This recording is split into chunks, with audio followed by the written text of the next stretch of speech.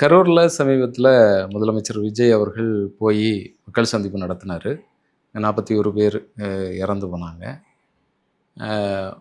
அதில் C. Vijayabaskar, MR Vijayabaskar முன்னாள் அதிமுகவினுடைய அமைச்சர்களை பக்கத்தில் வச்சுக்கிட்டு, யாராவது உங்கள்கிட்ட ஏதாவது அலுவலகத்தில் போகும்போது உங்கள்கிட்ட லஞ்சம் கேட்டாங்கன்னா, விஜய் அண்ணாவினுடைய ஆட்சி, விஜயோடைய ஆட்சி, விஜயனுடைய ஆட்சி, எங்கள் அண்ணனோட ஆட்சி, எங்கள் மகனுடைய ஆட்சி அப்படின்னு சொல்லுங்க அப்படின்னு சொல்கிறாரு. நடவடிக்கை எடுக்க வேண்டியது முதலமைச்சர். ஆனால் நீங்கள் சொல்லுங்க அப்படின்னு சொல்கிறாரு. இதை எப்படி புரிஞ்சுக்கிறது? இல்லை, அதாவது எந்த கோமாளியும் அதை பற்றி யாருமே கேட்கலையே. அதை பற்றி 2 கொடூரமான ஊழல்வாதிகளை வந்து கூட வச்சுக்கிட்டு ஊழலை ஒழிப்பேன்னு சொன்னது மட்டும் இல்லாமல் ஊழலை ஒழிக்கக்கூடிய அதிகாரத்தை மக்கள்கிட்ட வாங்கிட்டு முதலமைச்சராக இருந்து உடனடியாக அந்த இன்ஸ்பெக்டரை எவன் பேரை என்கிட்ட சொல்லு, எந்த அதிகாரி, எந்த கலெக்டர் யாருன்னு அந்த பேரை மட்டும் சொல்ல, அடுத்த செகண்ட் அவன் சீன்லேயே இருக்க மாட்டான் அப்படின்னு சொல்லியிருந்தா கொஞ்சம் டைலாக் பேசியிருக்கலாம் மனுஷன். அதை விட்டுட்டு நீ போய் அவன்கிட்ட போய் சொல்லுன்னா அவன் போய் செருப்படி வாங்குறதா? கூட்டு போய் குமுற குத்திடுவாங்க. யார் ஆச்சு? உங்கள் நொன்னே ஆச்சியா? சொல்லியான்னு பருத்திக்கிற மாதிரி மண்டையிலே கொட்டி ஓடு போ, கையெழுத்தும் கிடையாது, ஒன்றும் கிடையாது, நொன்னன்ட்ட போய் சொல்லு அப்படின்னா என்ன பண்ணுவீங்க? அதிகாரத்தை கையில் வச்சுட்டு முதலமைச்சர் பேசும்போது என் அண்ணனோட ஆட்சி யாராவது லஞ்சம் வாங்கினான்னா உடனே எனக்கு சொல்லுங்கள், இதான் டோல் ஃப்ரீ நம்பர், அடுத்த செகண்ட் அவன் வேலையில் இருக்க மாட்டான், முதல்வர் ஊர்லேயே இருக்க மாட்டான் அப்படின்னு சொல்லியிருந்தா பரவாயில்ல. இப்போ எவ்வளோ பெரிய மக்களை கோமாளியாக நினச்சா ஒரு மனிதன் வந்து ஒரு தலைமை பொறுப்பில் இருக்கக்கூடிய ஒரு முதலமைச்சராக இருக்கக்கூடிய ஒரு மனுஷன் வந்து இப்படி எப்படி வாய் வருதுன்னு தெரியல. நம்ம என்ன பேசுகிறோம்னு தெரிஞ்சு தான் பேசுகிறாங்களா அப்படின்றது. அதுதான் இருக்கிறவன்லாம் கேட்குறவன் கேனையினா இருந்தால் கேப்பையில் வெடி இந்த கதை தான், நெய் வெடியுதுன்ற கதை. டைலாக்கு வாயை பழந்து கேட்டுக்கிட்டு இருந்தீங்கன்னா கேப்பையில் நெய் வெடியுதுன்னு நம்பிட்டு போக வேண்டியதான். அந்த நேரத்துக்கு கைத்தட்டல் வாங்கணும். இல்லை, கைத்தட்டுற முட்டாள்களை யோசிச்சு பாருங்க, எப்படி கைத்தட்டுறாங்கன்னு பாருங்க. என்ன பண்ணுறது? சமீபத்தில் நடந்த ஒரு நிகழ்ச்சியில், அதிமுகவுடைய நிகழ்ச்சியில் முன்னாள் அமைச்சர் செல்லூர் ராஜ் அவர்கள் வந்து ஒரு தலைமுறையே விஜய் வந்து பாழ்படுத்திட்டாரு அப்படிங்கிற படுபயங்கரமான குற்றச்சாட்டை வந்து வச்சிருக்கிறாரு. நீயே ஒரு களவாணி, நீ யோக்கியன மாதிரி பேசிகிட்டு இருக்க அப்படிங்கிற மாதிரி மிக கடுமையாக பேசியிருக்கிறாரு. புலிப்படத்தினுடைய அந்த அதிகப்படியாக பொய் சொல்லி அந்த பணம் வாங்கினதை வெளியில் சொல்லாதது, வெளிநாட்டிலேருந்து காரு இறக்குமதி பண்ணிவிட்டு அதுக்கு பணம் கட்டாதது, இப்படி பல்வேறு விஷயங்களை பேசியிருக்கிறாரு. எப்படி பார்க்குறது? இப்போ தான் கண் முழிச்சு பார்க்குறாங்களா எதிர்கட்சிகள்? எதிர்கட்சிகள் கண் முழிச்சு பார்க்கறது இல்லை. செல்லூர் ராஜை பொறுத்த அளவுக்கு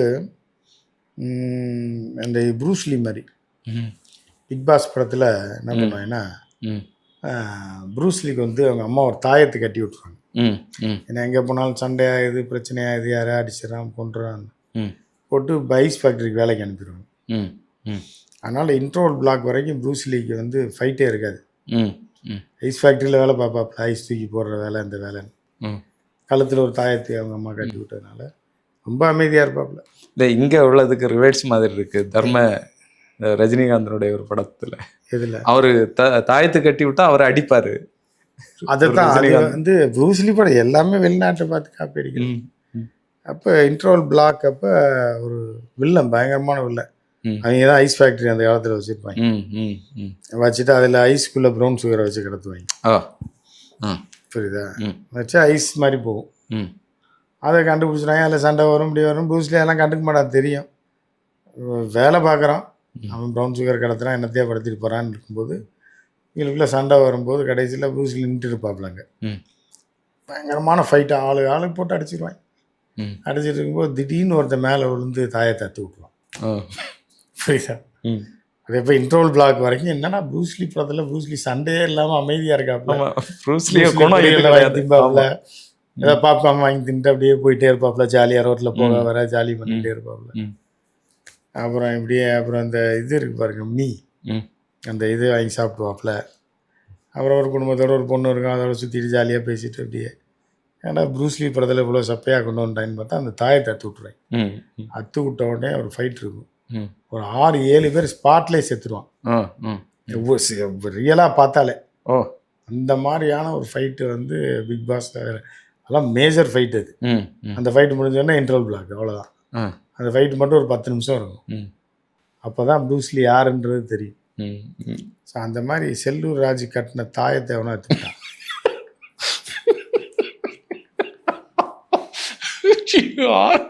யார் யார் அறுத்து விட்டான்னு தெரியல. 6-7 வருஷமா இருந்த தாயத்து அது. அத்து விட்டவன் எவனே தெரில. இல்லை தூங்கும்போது கழட்டி வச்சிட்டாப்லையா என்ன ஏதுன்னே தெரில. இந்த மாதிரி ஒரு ரூபம் ஆகிப்போச்சு. அவனே தாயத்தை அத்த உடனே உண்மையை பேச ஆரம்பிச்சிட்டாப்புல. இந்த தாயத்தை எப்போ கட்டினேன்னா ஜெயலலிதா இருந்தப்போ கட்டினது 10-15 வருஷம் முன்னாடி. அந்த அம்மா கட்டி விட்டது. அந்த அம்மா கட்டி விட்ட தாயத்தை வந்து இப்போ எவனோ அத்து விட்டாங்க. எவ்வளோ அடக்கமாக இருந்த செல்லூர் ராஜ் இன்னைக்கு வந்து செல்லூர் ராஜில் இறங்கினாப்லன்னா தடுக்கவே முடியாது. இப்போ நேராக ஓப்பனாக பேசிட்டாப்புல திருநாயுடன். இல்லை அவர் ரொம்ப நியாயமாக கேட்டிருக்கிறாரு. 41 நபர்களுக்கு நீங்கள் வேலை கொடுத்தீங்க கரூரில் செத்து போனவனுக்கு. சரி, நல்ல விஷயம். அதுக்கு முன்னே 10 பேர் செத்து போனானே, அவனுக்கு ஏன் வேலை கொடுக்கல? அந்த குடும்பத்துக்கு ஏன் வேலை கொடுக்கல?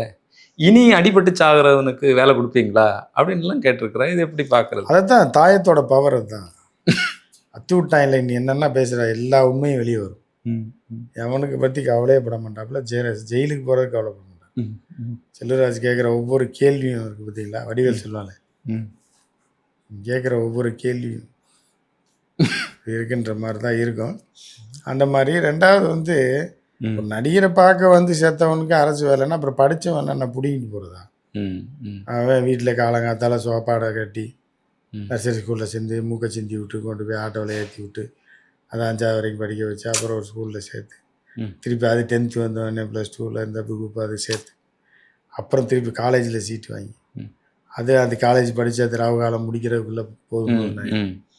அதுக்கப்புறம் அது இப்போ இவ்வளோ தூரம் கஷ்டப்பட்டு லவ் பண்ணாமல் குடும்பத்து பொறுப்பாக அதை வளர்க்குறதே பெருசு. இவ்வளோ தூரம் வளர்த்து பிஹெச்டிலாம் முடித்து எல்லாம் உட்காந்துருக்கு, அதுக்கு வேலை கொடுக்கல. கூட்டத்துக்குள்ளே கொண்டு போய் விழுந்தவனுக்கு செத்தவனுக்கு சொன்னால் இப்போ இனி அந்த தாய்மாரும் பிள்ளையை வளர்க்க வேண்டியதே இல்லையா? ஏதாவது 2 படத்தை காமிச்சு வளர்க்க வேண்டியதான். தனுஷ் படம் இது இதுன்னு. ஆமாம். நாளைக்கு பெரிய ஆள் ஆகிட்டான்னு கூட்டத்தில் கொண்டு தள்ளி விட்டான்னு வைங்க, ஏதோ